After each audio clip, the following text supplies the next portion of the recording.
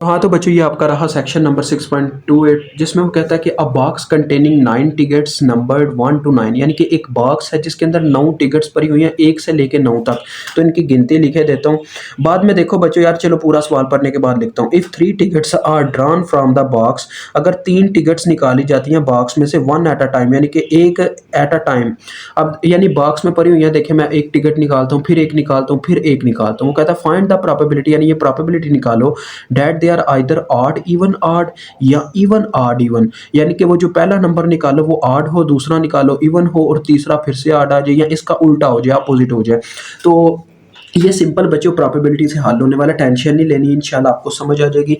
तो चलें स्टार्ट करते हैं, कोई मसला नहीं है।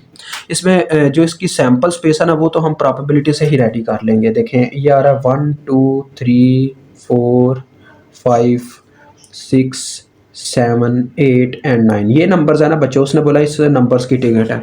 तो देखो सबसे पहले हम सैंपल स्पेस की यहाँ पे एन ऑफ एस रेडी किए देते हैं। N of s is equal to total कितने नंबर्स है बच्चों, टोटल अपने पास 9 है। लेकिन बात हो रही है उसने किया गया है जी, उसने चूज़ किए हैं पत्ते।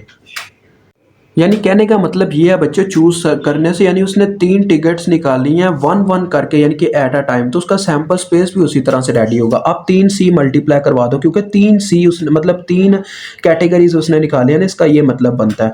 तो उसने 1 एट अ टाइम निकाला यानी कि चॉइस उसकी 1 है, आर की जगह आप 1 1 लिख दो, 3 सी हो गए, ठीक है। उसके बाद बात आ जाती है अब टोटल नंबर ऑफ कार्ड्स कितने कितने थे बॉक्स में। देखो मतलब टिकट से जो भी है यार, कार्ड्स आप समझ लो, मैं कार्ड्स कह रहा हूँ, टिकट्स हैं, ठीक है। यानी कि पहले जब उसने निकाले मतलब पहली टिकट जब उसने निकाली थी तो टोटल नंबर ऑफ टिकट्स थी अपने पास बॉक्स के अंदर 9। लेकिन जब उसने एक निकाल लिया तो पीछे कितनी रह गई, 8। अब इसके लिए तो 8 होगा ना, ये चीज़ समझने वाली है बच्चों। जब उसने 8 में से एक और निकाल लिया तो फिर पीछे 7 रह गई। तो ये मेन बच्चों टॉपिक है जो आपको समझ नहीं आता होता, ये मैंने कोशिश की आपको समझ आ जाए। तो इंशाल्लाह रब ने किया तो आपको समझ आ जाएगी। 9 मल्टीप्लाई बाई 8 मल्टीप्लाई बाई 7 आ जाएगा 504। इनकी आप कॉम्बिनेशंस निकाल सकते हैं, ये काफ़ी ईजी है, कोई इतना मसला नहीं है। तो वैसे तो मैंने इनकी शायद वीडियोस बताई हुई है बच्चों को, लेकिन फिर से यहाँ पे भी बता देता हूँ।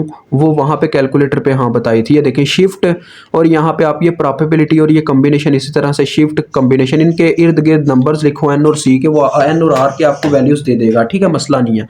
अब देखें सबसे पहली कैटेगरी हम सॉल्व करते हैं बच्चों। यहाँ पे थोड़ा सा यहाँ पे आपको कन्फ्यूजन लगेगा लेकिन इंशाल्लाह आपको समझ आएगा, टेंशन नहीं है।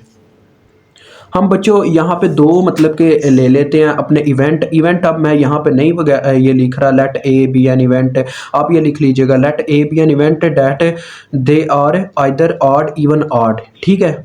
यहाँ पे इस तरह से बस इतने ही लिख दीजिएगा let A be an event for odd even odd order, ठीक है।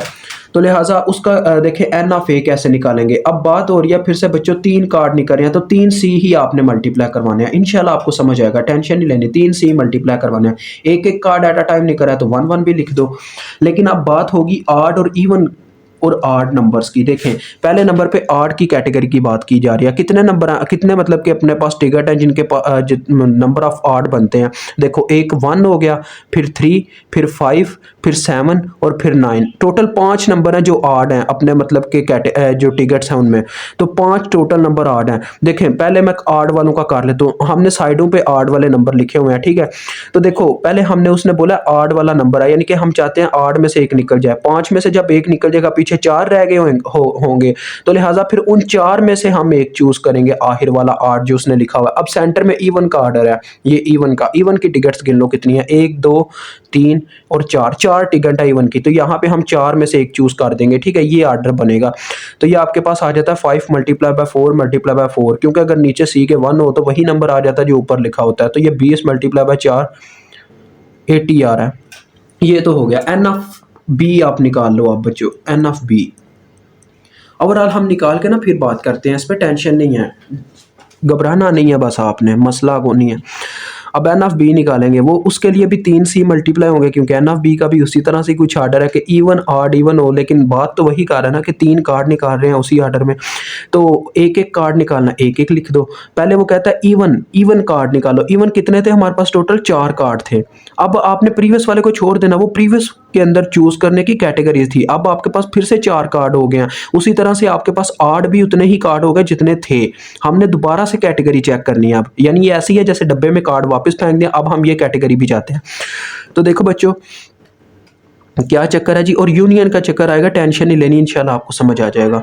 वो कहता क्या है, वो कहता है कि आपके पास इवन वाला पहले होना चाहिए, तो 4 इवन थे देखो, 2 और 4 6 और 8, ये दो 4 इवन है, उनमें से पहला इवन मतलब चूज हमने किया, पहला जो हम निकालते हैं कार्ड वो इवन आता है, तो पीछे 3 इवन रह गए, उसने आखिर में भी इवन का ही बोला हुआ, तो उन तीनों में से एक निकलना चाहिए ना, ये होना चाहिए। और 8 उसने सेंटर में दिया हुआ, 8 हमारे पास टोटल 5 नंबर थे, हमने आगे कैलकुलेट किए हैं, तो अब तो वो 5 ही है ना डिब्बे के अंदर, तो 5 में से कोई एक कार्ड आ जाएगा, ये बनती है इसकी। ठीक है बच्चों, तो ये आ जाएगा 4 मल्टीप्लाई बाय 5 मल्टीप्लाई बाय 3, 4 5 बार 20 और 3 60, ये 60 आ गया। अब बच्चों ये आर का फंक्शन बीच में इस्तेमाल हुआ है, हम सिंपल पॉपुलैरिटी का क्या पॉपुलैरिटी बोल गए, प्रोबेबिलिटी का फार्मूला अप्लाई करने वाले, काफ़ी इजी हो जाएगा ये, यानी कि इसमें वो क्या नाम है, यूनियन वगैरह के काम करने की कोई हमें ज़रूरत नहीं है, ये वैसे ही काम डालना है। ठीक है, तो देखो बात ये है, तो लिहाजा यहाँ पे हमें देखें सीधी सी बात है, फिर हम क्या करते हैं जी, आपने ना इन दोनों को जमा करवा लेना है और एन ऑफ सी का नाम दे दें। अब आपने पता क्या लिखना है, let C be an event, यानी कि सी एक ऐसा इवेंट है जो क्या कर रहा है जी, डैट आइदर फॉर लिख लीजिएगा, फॉर ऑड इवन ऑड और इवन ऑड इवन, यानी कि वो दोनों को प्रेजेंट कर रहा है, दोनों को प्रेजेंट कर रहा है, तो क्या होगा, n of C is equal to बच्चों ये दोनों जमा हो जाएंगे, n of A plus n of B, मतलब कि वो क्या कर रहा है, दोनों कैटेगरीज की बात कर रहा है कि इन दोनों में से कोई भी आ सकता है, तो दोनों कैटेगरीज मतलब उन दोनों को हम जमा किए देंगे, तो देखो 80 जमा 60 कर देंगे। ठीक है, यानी हमने तो ओवरऑल बात करनी थी ना, हमने एक एक की नहीं निकालने बैठ जाना। ऐसा भी आप कर सकते हो कि पहले इसकी प्रोबेबिलिटी निकालो, फिर इसकी, फिर दोनों को जमा कर दो, लेकिन इससे अच्छा यही है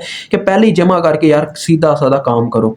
तो 80 जमा 60 कितना हो जाएगा, 80 जमा 60 हमारे पास हो जाएगा 140, हाँ 140। तो अब प्रोबेबिलिटी निकाल लो बच्चों, पी ऑफ सी के नाम से निकालो, क्योंकि प्रोबेबिलिटी इस चीज़ की निकालनी है ना कि वो यहाँ तो कार्ड का मतलब कि जो ऑर्डर है वो ये हो कि ऑड इवन ऑड या इवन ऑड इवन, तो यही हमने सी का नाम रखा है, तो लिहाजा पी ऑफ सी निकालेंगे जिसका फार्मूला बन जाएगा एन ऑफ सी और एन ऑफ एस। तो बस ये आपका सॉल्व हो गया, 140 बटा 504 जो हमने शुरू में निकाला हुआ है, तो इज इक्वल टू जी कितना आ जाता है, 140 डिवाइडेड बाय 504, तो ये बच्चों आ रहा है अपने पास 0.27, 28 भी कह सकते हो लेकिन 27 ही चलो ठीक है, और 27%, मतलब कि 27% इस चीज़ के चांस है।